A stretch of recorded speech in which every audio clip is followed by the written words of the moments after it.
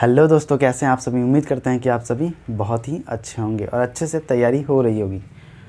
राष्ट्रीय उद्यान हम बता रहे थे, उसमें से पार्ट 1 और पार्ट 2 कंप्लीट हो चुका है। ये पार्ट 3 है और ये अंतिम है। इसी में सारा कवर हो जाएगा जो इम्पॉर्टेंट है, जो एग्ज़ाम में पूछे गए हैं उन सभी का संकलन। ठीक है। और 2 वीडियो जो अपलोड कर चुके हैं उसमें थोड़ा थोड़ा ट्रिक भी लगाए हैं ताकि याद जल्दी हो, और उम्मीद करते हैं इसमें भी कुछ ट्रिक आप लोगों को देंगे जो याद जल्दी हो सके जिससे। ठीक है। और वीडियो हम ज़्यादा लंबा नहीं बनाते हैं बिकॉज़ डाटा मिलता नहीं है, एक दिन में 1.5 GB और बस उसी से काम चलाना पड़ता है, तो इसलिए ज़्यादा वीडियो लंबा नहीं बनता है। तो चलिए शुरू करते हैं। आज सबसे पहले आते हैं अंडमान व निकोबार। ठीक है। अंडमान निकोबार द्वीप समूह में कौन सा राष्ट्रीय उद्यान है। देखिए, अंडमान निकोबार में जितने भी राष्ट्रीय उद्यान हैं वो सब अंग्रेजी नाम है, इंग्लिश नाम। जैसे देखिए, कैंपबेल बे नेशनल पार्क, गैलाथिया बे नेशनल पार्क, उसके बाद middle button, north button, south button. ठीक है। उसके बाद है माउंट हैरियट नेशनल पार्क। देखिए कितना इंग्लिश नाम है ना, mount Harriet national park. Saddle peak, ये बहुत बार एग्जाम में पूछा जा चुका है। सैडल पीक राष्ट्रीय उद्यान है ना। और Mahatma Gandhi marine national park और है रानी झांसी मरीन नेशनल पार्क। तो ये 2 नाम खाली है, बाकी जितने नाम हैं सब अंग्रेजी नाम है ना। तो ये अंग्रेजी नाम आपको दिखाई देगा, और कौन सा स्टेट है और कौन सा या फिर केंद्र शासित प्रदेश पूछा जाएगा तो आपको मारना है अंडमान निकोबार द्वीप समूह। ठीक है। तो गलती आपका नहीं होगा, ये कंफर्म है, राइट।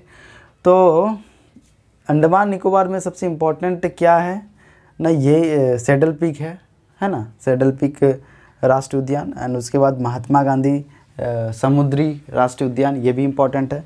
एंड उसके बाद रानी झांसी समुद्री राष्ट्रीय उद्यान, ये भी इम्पोर्टेंट है।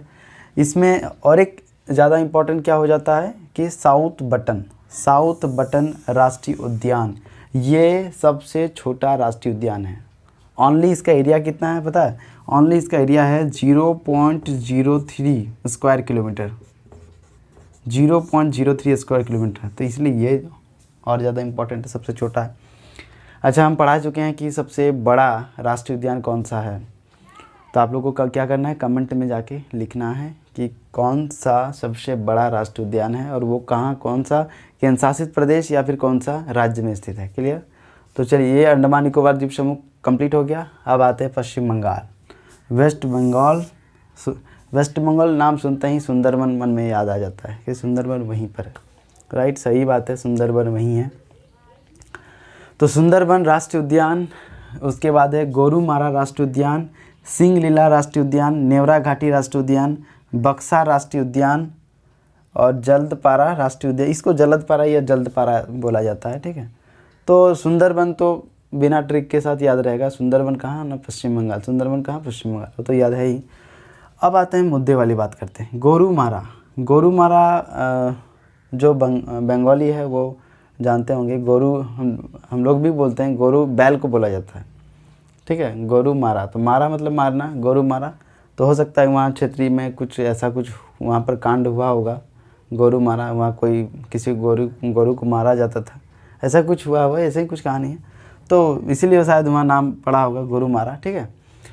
तो इसको आप छोटा सा ट्रिक लगा दीजिए कि कोई व्यक्ति था जो नेवरा घाटी मतलब न्यू बक्सा लेके जा रहा था, है ना। कोई व्यक्ति था जो न्यू बक्सा लेके जा रहा था।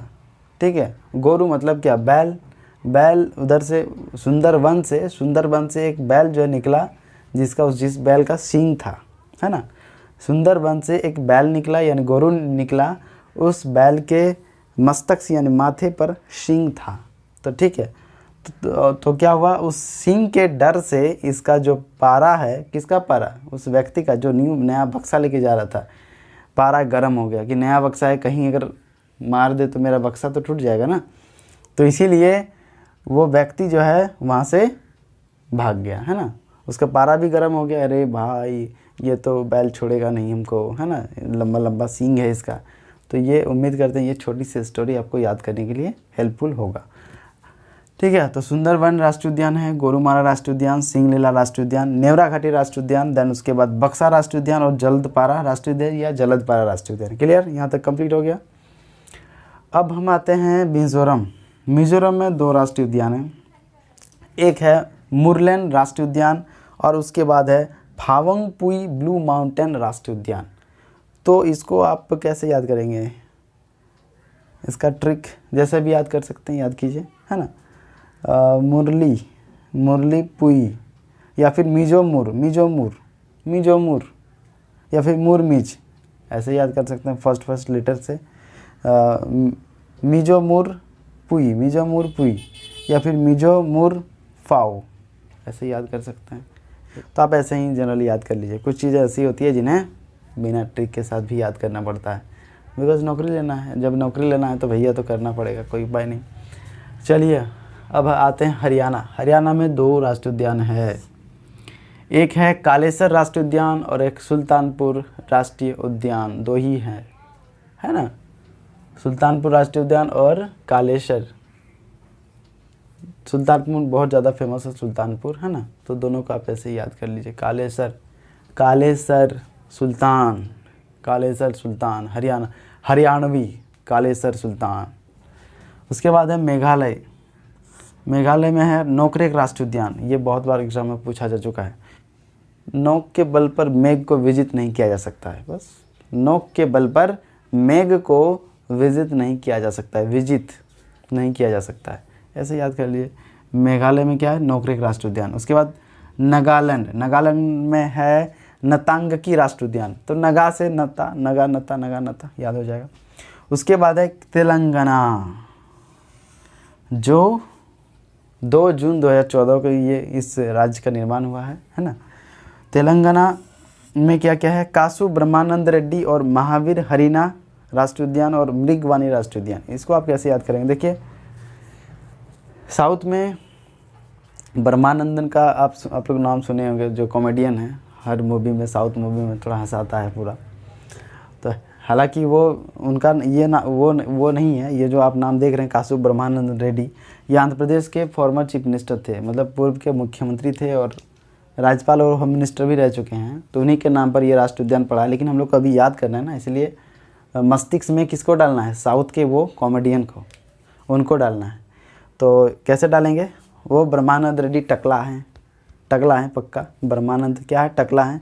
तो वो क्या किए, तेल लगा के गाना गा रहे थे। तेलंगाना तेल लगा के गाना गा रहे थे। गाना के क्या, मृगवानी में गाना गा रहे थे और महावीर की आराधना कर रहे थे। कौन थे, ब्रह्मानंदन, वो साउथ का कॉमेडियन, याद रखना है। वो तेल लेके गाना गा रहे थे। गाना कैसे गा रहे थे, मृगवानी। उसको तो जानते ही होंगे, साउथ का मूवी जब भी देखते होंगे तो वो मस्तिष्क या छवि और आ ही जाते होंगे, ठीक है। तो वो तेल लगा के गाना गा रहे थे और महावीर की आराधना कर रहे थे। कौन सी वाणी में, मृगवाणी में। तो याद हो गया तीनों, कासु ब्रह्मानंद रेड्डी, महावीर हरिना एंड उसके बाद है मृगवाणी। उम्मीद करते हैं कि ये कंप्लीट हो चुका होगा। तो ये था राष्ट्रीय उद्यान का पार्ट 3 और ये कंप्लीट हो गया। अगर आप पार्ट 1, पार्ट 2, पार्ट 3 तीनों देखेंगे तो आपका सारा कन्फ्यूज़न, सारा क्लियर आपको हो जाएगा, ठीक है। और एग्ज़ाम में यही सब आता है जो इम्पोर्टेंट है ना।